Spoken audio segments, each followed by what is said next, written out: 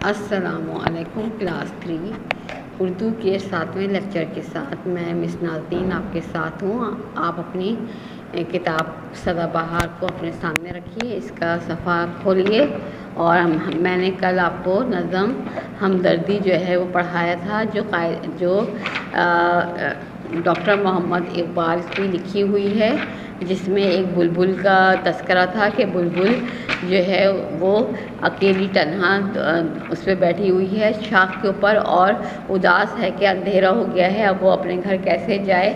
اداسی بیٹھی ہوئی ہے اور اندھیرا چھا چکا ہے۔ تو قریب ہی اس درخت پہ جگنو بیٹھا ہوتا ہے، وہ کہتا ہے کہ اے بلبل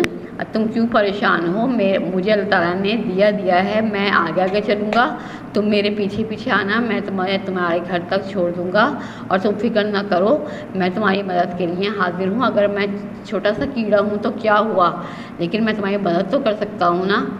یہ کہہ کر جو ہے وہ جگنو کو بہت حوصلہ ملتا ہے، پھر وہ جگنو کے پیچھے پیچھے جاتی ہے اور اس کو اپنا گھر بتاتی ہے کہ درخت کے اوپر اس کا گھر ہے، اور پھر اس طریقے سے وہ اپنے گھر میں چلی جاتی ہے اور وہ اس کو دلاسا دیتا ہے کہ میں کیڑا ہوں تو کیا ہوا،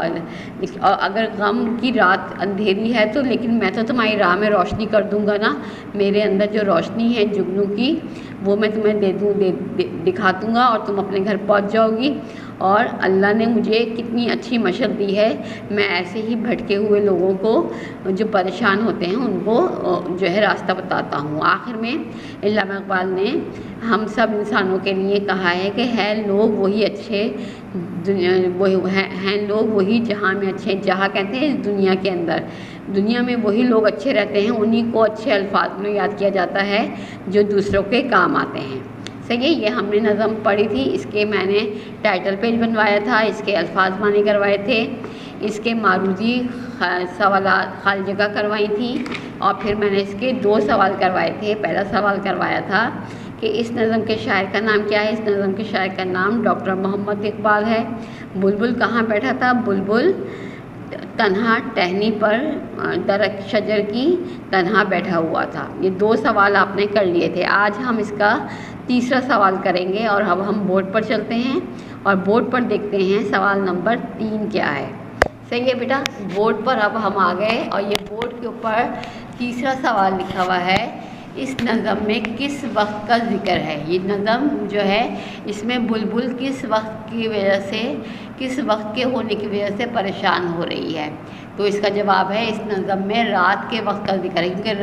دن ہوتا تو وہ آرام سے اپنے گھر چل جاتی، اب رات کا وقت ہو گیا ہے، ہر چیز پر اندھیرا چھا گیا ہے اور وہ پریشان ہے کیونکہ وہ کبھی بھی رات میں نہیں نکلی تھی، اور اب دانہ دنکا چننے کے وقت کے اس میں اس کو احساس ہی نہیں رہا اور رات آ گئی اور اب وہ پریشان ہے، تو رات کے وقت کے ذکر ہونے کی وجہ سے، رات کے آ جانے کی وجہ سے بلبل پریشان ہے۔ صحیح ہے، سوال نمبر 3 اور اس کا جواب لکھیں گے۔ پھر سوال نمبر 4 ہے بیٹا، اس نظم کی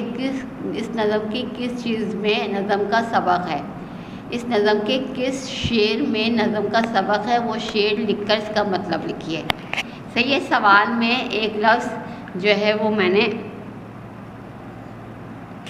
اس نظم کے کس شعر میں اس نظم کا سبق ہے وہ شعر لکھیں۔ یہاں پہ چیز کی جگہ پہ کیا آ جائے گا، شعر آ جائے گا، شین اینڈ رے، شعر۔ صحیح ہے، اس نظم کے کس شعر میں نظم کا سبق ہے، یعنی کہ نظم کا نچوڑ ہے جو شاعر اپنے نظم کو پڑھنے والے کو دینا چاہتے ہیں، تو کیا ہے وہ اس کو آپ نے لکھنا ہے، اس کا مطلب بھی لکھنا ہے۔ اب جواب اس کا دیکھیں تھوڑا سا بڑا ہے، اس نظم میں شعر ہے، ہیں لوگ وہی جہاں میں اچھے، یعنی کہ دنیا میں جو لوگ ہیں، جہاں میں جو لوگ ہیں وہی لوگ اچھے ہیں، آتے ہیں جو کام دوسروں کے، یعنی کہ جو دوسروں کے کام آتے ہیں، کسی کو تکلیف میں دیکھ کے اس کی مدد کرتے ہیں، اس کی تکلیف کو دور کرتے ہیں، اس کو اس کی منزل تک پہنچاتے ہیں، وہ لوگ ہی جہاں میں اچھے ہوتے ہیں، کیونکہ وہ شخص جب بھی اپنے اس وقت کو یاد کرے گا کہ میں کبھی اس طرح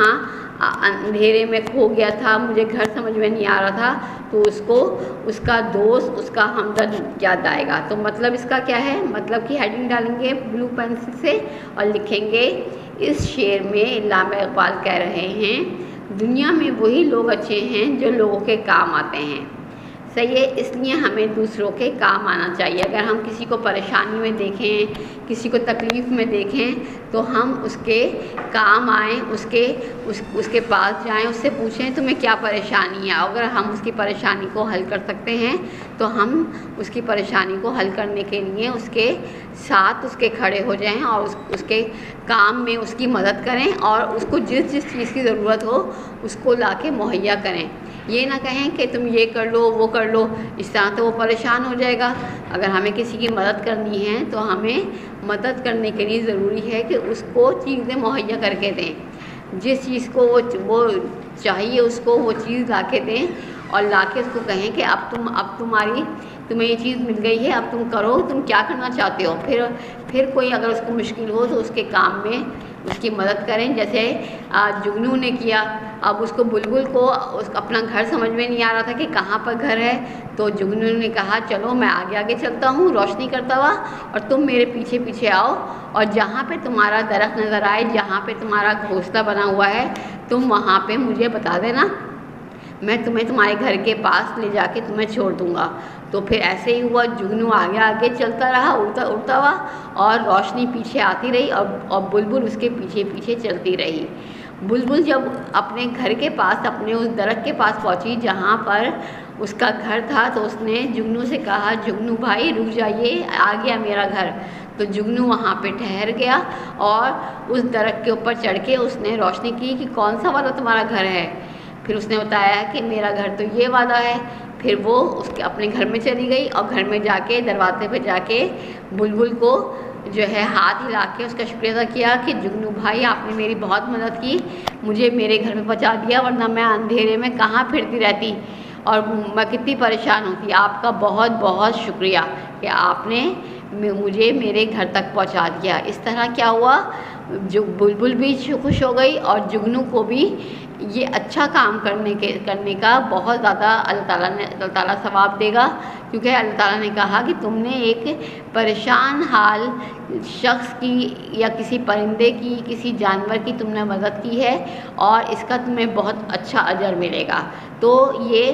شعر ہمیں کیا بتا رہا ہے کہ ہم اپنے ارد گرد کی دنیا میں دیکھیں, صرف اپنے گھر میں خوشیوں میں مگن نہ رہیں, کیونکہ خوشیاں اللہ تعالیٰ نے ہمیں بے انتہا دی ہیں.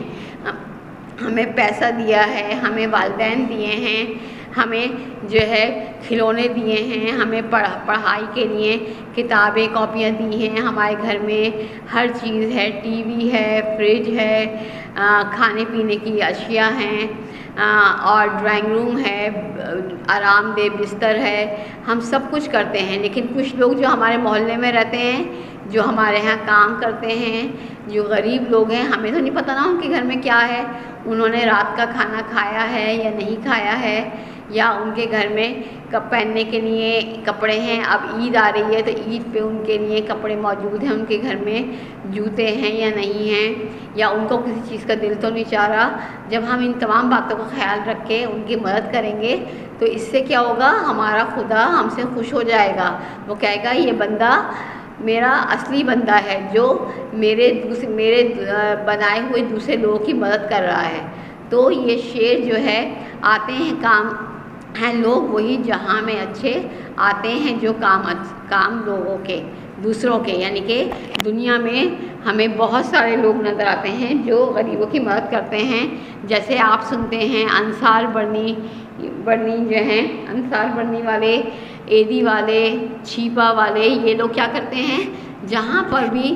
جو غریب لوگ ہوتے ہیں ان کی مدد کے لیے پہنچتے ہیں, ان کو کھانا دیتے ہیں, راشن دیتے ہیں. اب رمضان کا مہینہ چل رہا ہے تو رمضان میں لوگوں کے گھر میں افطاری کا سامان نہیں ہے. ہم سب تو پکوڑے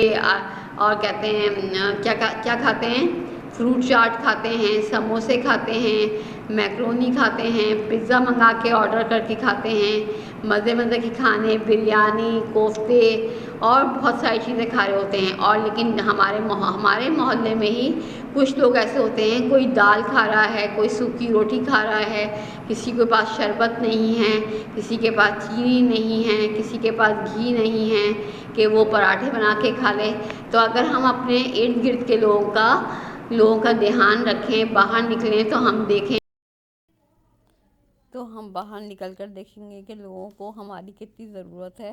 اور اگر ہم کسی ضرورت مند کے کام آ جائیں گے اور اس کی ضرورت کو اس کے وقت کے اوپر پورا کر دیں گے، تو اس کے دل سے جو دعا نکلے گی وہ ہمارے لیے حقیقی دعا ہوگی، اور اس دعا کو اللہ تعالیٰ ضرور قبول کرے گا اگر وہ جو کسی دوسرے کے منہ سے ہمارے لیے نکلے گی۔ تو ہمیں اپنی زندگی میں دوسروں کا خیال رکھنا چاہیے، کیونکہ یہی خیال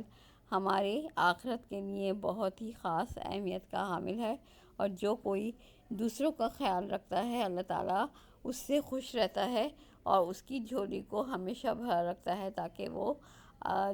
آگے بھی لوگوں کے کام آ سکے۔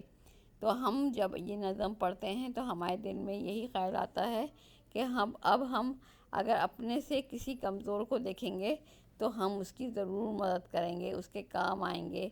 چاہے ہم سے تھوڑی سی مدد ہو، جو ہمارے وسائل ہیں، جو ہمارے پاس چیز ہے، ہم اس سے ہی اگر اس کی مدد کر دیں تو یہ ہمارے لیے بہت اچھا کام ہوگا۔ اور ابھی جو میں نے آپ کو کام کروایا ہے کاپی کے اوپر، کتاب کے اوپر، بورڈ پہ، یہ کام آپ نے اپنی کاپی میں کر لینا ہے اچھے سے، اور اس کو کاپی کو آپ کر لیں گے، اور اگلی کلاس میں آپ کو آگے کا کام کرواؤں گی۔ ابھی یہ چیپٹر نظم ہمدردی چلے گا، اور اس کا کام جو ہے وہ آپ کا ساتھ ساتھ ہوتا رہے گا، اور آپ لوگ ساتھ میں یہ کام کمپلیٹ کرتے رہیے، اور جیسے ہی یہ کام کمپلیٹ ہو جائے گا تو پھر میں آپ کی کاپیز منگاؤں گی آپ کی چیکنگ کرنے کے لیے، اور یہ چیپٹر یہاں پہ ختم ہو جائے گا، پھر ہم آگے کا فائنل ٹرم کا سلیبس جو ہے وہ آگے کا کام کریں گے۔ تو آپ سب اپنے کام کو کمپلیٹ رکھیے، اور اب آپ کا چیپٹر نمبر 8 یہاں پر ختم ہوتا ہے۔ خدا